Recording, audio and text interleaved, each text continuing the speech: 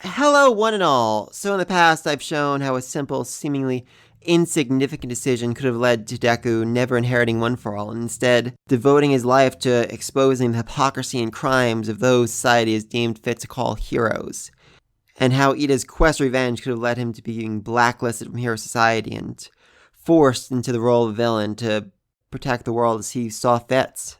Well, this time I want to talk about someone else, someone who we can all agree is not only the single greatest student in all of UA, but who's also destined to become the greatest hero who has ever lived, not only in Japan, but in the entire world. I feel silly even having to say his name, since we all already know who I'm talking about. Good old Mineta. Yes, throughout this series, this hulking figure of a man has managed to shine through, to save the day again and again, and just prove to all that he will one day become the greatest hero who has ever lived. And so, like with Deku and Ida, I began to speculate. I began to wonder, what could have driven him to villainy? What dark and sinister forces could have conspired in the shadows to lead this great man to falling to the role of villainy? And I am very sorry to say that no matter what situation I put him in, he always came out on top, even when thousands and thousands of innocent, beautiful women are being held hostage and villains are threatening, demanding that he fall to the role of a villain, that he so much as litter on the ground. Mineta refuses and finds a way to save the day, finds a way to stop the villain, save the girls, and come out on top again and again, just providing further proof that he is in fact the ultimate epitome of what a hero could be. And the fact that All Might did not choose him to be the next inheritor of One For All is just a sign of All Might's outright cowardice. Clearly he was afraid that if he gave One For All to someone as powerful and heroic as Mineta, he would rise to such fame that All Might would be completely forgotten about in a matter of days.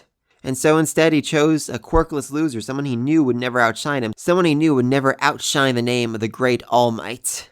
But do not weep for dear sweet Mineta, he would not want to see your tears, and he shall rise above this obstacle. Even without One For All, he shall become the greatest hero this world has ever known.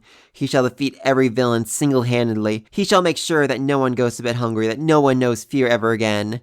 As soon as he takes a single step into any city, every villain will immediately turn themselves in, begging to be thrown in jail rather than throwing their lives away, attempting to fight, to even stand before the great magnificent Mineta.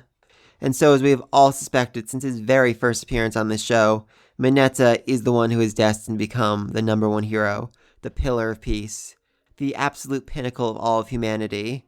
He shall stand above, he shall rise, and he shall bring an end to the age of villains. Even if villains traveled back in time, attempting to kill him when he was only an infant, he would find a way to overcome. Even as a young child, he already had the potential to be a great hero, and he would shine through and annihilate the villains before they could even lay a single hand upon him. But please, let me think about all this down below. What do you think of the great almighty Mineta? Did I do a good enough job singing his praise? Clearly my words are not great enough to convey his brilliance, but I did the best I could with my simple mortal voice. So be sure to like and subscribe if you want to hear me sing even more praises of our great Lord Mineta. And until next time, may Mineta bless you all. Amen.